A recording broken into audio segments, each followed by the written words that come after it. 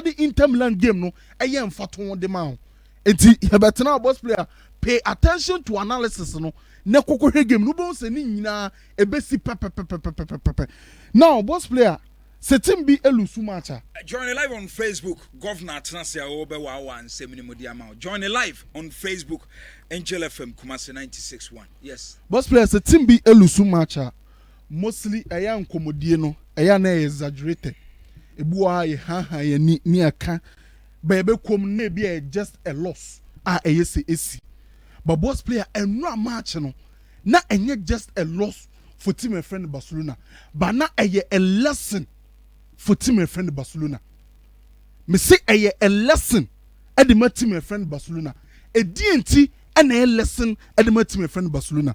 Yesterday Barcelona were taught a lesson on defensive organization, both in the defensive transitions. Some are called Lusubono. Now, yes, me pressing my personal and fun. A quite soon me dealing that face, you know. Barcelona were taught a lesson there. A quite force of press parts inside the personal. Barcelona were taught a lesson there. And no Barcelona lost no Mulusu, you know. They were taught a defensive organization lesson. At the papa about match in the man say lesson about early on in the season. It won't be mistakes, you know. Normal corrective mistakes, you know. That is the only advantage. To Barca. Only advantage a woman say lesson about them. Omuchia an elite side, arguably the best team in Europe right now. And no matter almost lesson, you know. It is a lesson yes so musuya no mu so two mistakes no ansa no be ko mani mo mako mani. That is the only advantage. 05 my first image near her there. But when person compare two things be on Facebook. PSG a defensive organization and Barcelona a defensive organization. And now me catch you say both teams no almost say omo person be chase ball no. Omo nyina pe ball ni kura. It may highlight as a person a important detail at these two teams and a technical security particularly in the midfield a important detail at the two teams no what bet me about for young pressing wow midfielders no particularly bet me manipulating individual pressing no and an individual duos no about one when you control you share image 05 jina haya mame PSG air pressing. Boss player PSG or pressing. Shababi a PSG backline esi. Once a backline high. Space our backline echi. Space kakraka our backline echi. Barcelona just a long ball to Lamine Yamal. Ever bypassing the front line and also the midfield line of PSG. Eti PSG a pressing. Ne backline nimu space kakraka de echi. And ya bypassing almost first line and almost second line of pressing. A DNA PSG Ebabe. Next image, mommy. The backline who said this is a cue for us to drop back. Ya bypass your first line. Ya bypass your second line. Eti ye jina baby ye jina na. Aye risky, aye dangerous at the maye. Eti quickly no. Yan drop on yan kweti. Yan koko protect space ni behind us. Eti shababi a backline a drop at the aba. Within seconds, 05 mommy next image. Now the whole PSG team almost have drop it abenya numbers behind the ball. It's a team no press it. You're bypassing the first line, second line of press with the long ball. And the back line who said Debbie, ye be facing me. It's my family can I mean quite chiri. Or the America quite chiri no. And the midfield line who says I mean to me the America drop back. And the America drop back. Et within a seconds, no, at the advantageous situation, the Barcelona, no, PSG phone quickly. Ama Adiana Ababe to an advantage. Omanya numbers behind the ball. Oman Yusu high line. Backline I drop their question. First example ni. Mami, another example. Saku and him efa mami. Pedri Ajebo. Shababia PSG backline is awanimu. Kwan kakraka di chire. Technical security of Pedri. So bet me manipulating individual person or J Bona no king. Et 05 my next image. Pedri J Bona and no BT person. Boss player or the ball ne kwa. Backline now we say Pedri the ball ba. Share the body orientation of PSG backline. They are dropping back. They are not holding a high line. Oma who say Pedri BT press na offer kwati mami. Hwe baby a Pedri fa ball na BT press no. Baby a na backline ni si. Pedri BT player na or the ball ni ya na say all carry na. And na backline ni hu say eni kwan se ejina ha. Quickly, yen drop ni yen kwayeti. Yen getting numbers behind the ball. This is a defensive organization. Where you a good defensive organization. You're breaking the press, no, and what who a key no see you breaking the press, no, and quickly what retreat at the abani chrome a protected space now. Boss player a year behind or no the back line. Mami Barcelona DNA hard. Barcelona DNA or no ne press now ye BT press no. Barcelona press it. Ye BT press no. Mami next image. Instead of the back line to drop back, no, boss player they are holding a high line. It's one two teams, no.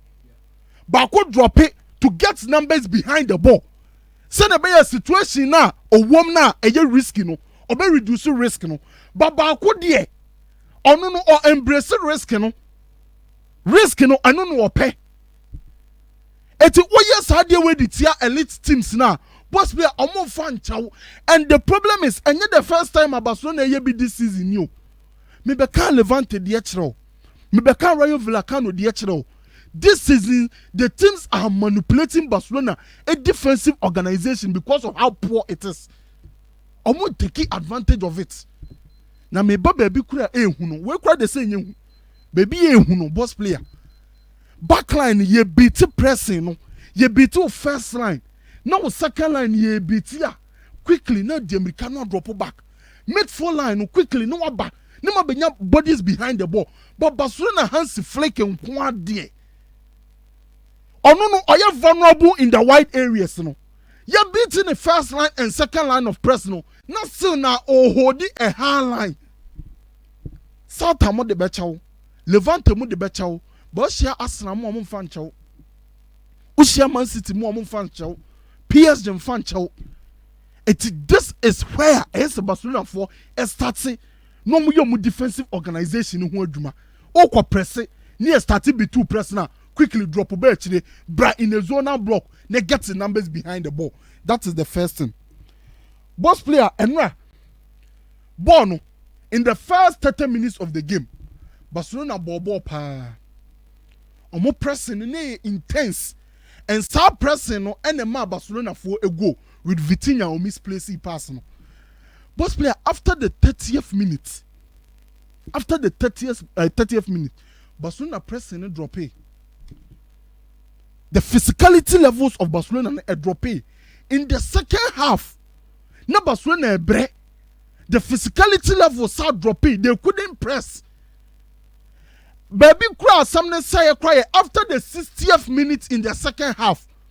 Barcelona couldn't press because of the physical levels na about from. After the match, Oti Eric Garcia and come on say we were fatigued. Oti Ferran Torres said we were fatigued. Omunyina bre and Hans Flick so can the same thing say they were fatigued. But boss play a problem no every one. Sa fatigued no. Ya bre no one ho any free. Every coach no. And I say free be before. But I'm sorry, Barcelona fans. Free Hansi Flick. The organization, defensive organization. 05, mami, sa image na the two CCN. Boss player, image di mami. PSG with a 4-3 build-up shape. Image ni di. Neshe baby Nuno Mendes any Ashraf image na. Once a team ye build up the free a chiraba. Can the fullback and main center back sir? The fullback beba higher up the pitch. But I didn't see a PSG any Barcelona airborne. Or more drop or more fullbacks no closer to their center backs. And yet the first time I deal with SEO last season, so be a team me Barcelona and Dortmund make us same way. Nuru Sahin the same thing on Nusu Ehunye. Barcelona pressing it is about manipulating the distances. So want to be manipulating how they used to pass and move. And one no. Manipulating the distances and problem a woman is saying in the Barcelona pressing setup, every single player cover a large distance. Barcelona pressing setup nina player be cover distance and what? Lami Yama obe free wings and I press center back distance what. So wingers ni free wings and I press center back there. Why am I back press no full back in super free the deeper area and you are more about press another full back. Boss player no so distance no what. DM I also no so drop at the back line distance no what. Center back so full back aqua back wing and presser. When I say about wide area, it is center back in so free and fifi as about wide area distance ne ewa. Sa pivot no and eba fifi dia eba center back ne baby omo shadia. Why mo na say efa baby a pivot no no the number 9 and the number 10 distance ne ewa. And in one person setup no obia to America bebre. It is a me to America bebre. Boss player edienti enema membre. A one problem ni free eba no. And Barcelona system no so require intensity because one to America eba fall off system no ebe leaky. It is the players no constantly they are running longer distances. It is eba bo na wie no. Ubo yesi Pedro on to America bebre. Enya de papa o. Pedro na to America bebre ne enya de papa. We to America sa for 8 or 10 months. Frankie Dion to America for 6 or 7 months. Team nim obie to America. Kunde starting game now or fresh, but all game ni manu abredi entia. You are expecting him say obe free backline him, above forward, above pressing. That is a longer distance. And the teams in this world and almost say any also baba dia mami say increase distance in the mount. Enti any full back na ko obe bani mu kakra no. Was had number in center back no, making the distance longer again for fullback no say about press no. Or no fullback no boss player distance no wadada. And now team no say increasing distance no e di ama no. Ye pese a twini free ho. Ye pese a twini free oni create space won echi. And that is the situation for Barcelona. And no PSG for ne ye. So this picture that's we Kunde Nejina ase he. Ene jina ase ha no. And Nuno Mendes na wa indicate. My indicate wo no. So straighter and ka distance ne okay. Boss player, eni kwase say na ye. Saka distance ben center backs ne piece out. Baby omu jina boss player eni kwase wo no mu jina.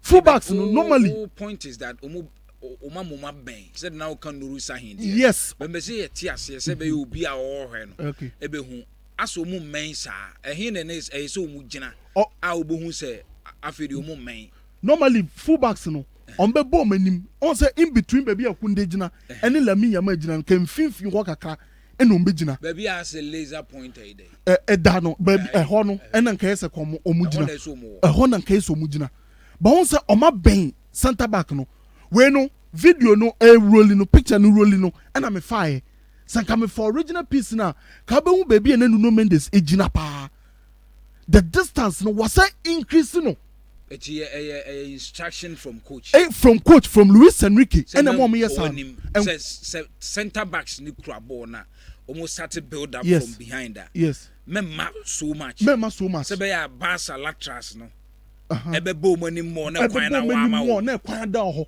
and no mo bo mani mo a timing of the jump no esay longer eti distance no say ewa timing no so hu hia eti by the time akunde ebe tu America bebrebe dia bedu Nuno Mendes no na Nuno Mendes afa na adwena wie o release that we release enu na du go ni bae no eti 5 ma next me kunde bae no Nuno Mendes ajibo na wie onim de ode bae and o pass ball no ko ani mame and o pass ball no a 1-2 with PSG player when e kofa baby na kunde won Eric Garcia ono na free center back position no and waja another hole when e say tua sa hole no Frankie Dion a pivoter case onu ne protect back line anim eti e fa na Mariulu gina oje ball share in front of the back line when e say ke gina the pivot no way or cover Eric Garcia position defensive system no has a freak defensive system no and you flawed.